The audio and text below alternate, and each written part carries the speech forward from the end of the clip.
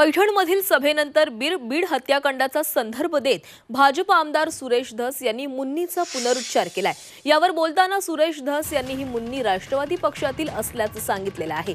सोबतच मुन्नी हा आपण उल्लेख केला असला तरीही मुन्नी राष्ट्रवादी पक्षातील पुरुष नेता असल्याचा खुलासा सुरेश धस यांच्याकडून करण्यात आलाय।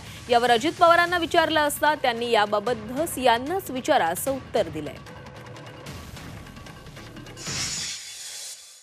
मुन्नी जे आहे, मी फक्त मुन्नीच्या बाबतीत एकच सांगतो की मुन्नी ही महिला भगिनी वगैरे नाही, ही राष्ट्रवादीतली मुन्नी ही पुरुष आहे।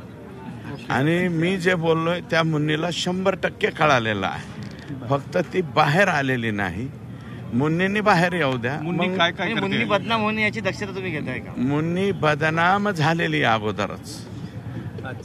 मुन्नी बदनाम हो गई, डार्लिंग तेरे लिए। डार्लिंग जे आहे त्याच्यासाठी मी पूर्णपणे मुन्नी बदनाम झालेली आहे। मुन्नीचे सगळे लफडे, सगळे सुपडे सगळं माझ्याकडे आहे। मुन्नीला एकदा बोलू द्या।